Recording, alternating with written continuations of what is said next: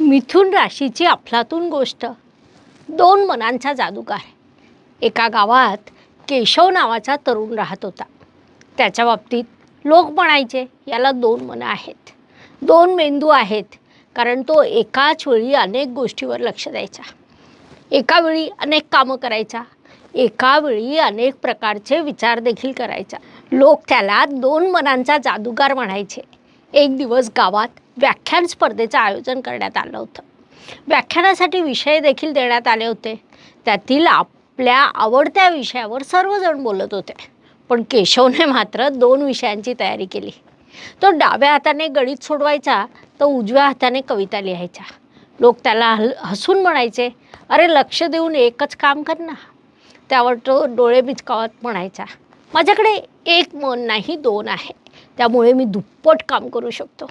आणि खरंच आपल्या मल्टीटास्किंग कौशल्याच्या बळावर त्याने अनेक स्पर्धा जिंकल्या, कारण तो मिथुन राशीचा होता.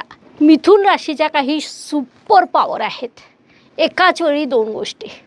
मिथुन राशीचे लोक फोनवर बोलत बोलत स्वयंपाक करतात, व्हॉट्सअपवर चॅट करत करत ऑफिसचं काम पूर्ण करतात, आणि तरीही मला कंटाळा आला असं म्हणतात. बदलांचा राजा.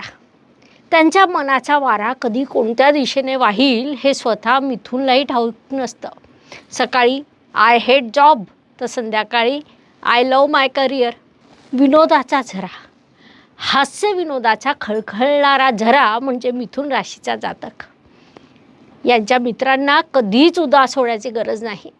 तो एकाच वेळी दोन जोक सांगतो, एक डाव्या मनाचा आणि एक उजव्या मनाचा. प्रेमात हवा बदल. एका मिनिटात तू माझ्यासाठी सर्व काही आहेस, तर दुसऱ्या मिनिटाला मला एकटं राहू दे. पण हे सगळं इतक्या गोडपणे करतो की समोरच्याला त्याचा रागही येत नाही. प्रेरणादायी संदेश.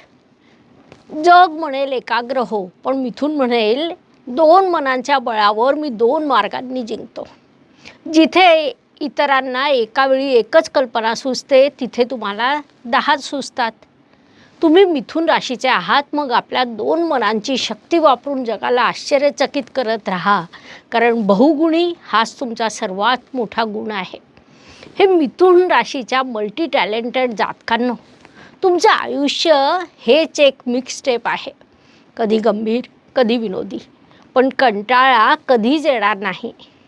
चला, तुमच्या यशाची गुपितं आणि यशाची गुरुकिल्ली थोड्या वेगळ्या स्टाईलने आपण समजून घेऊया.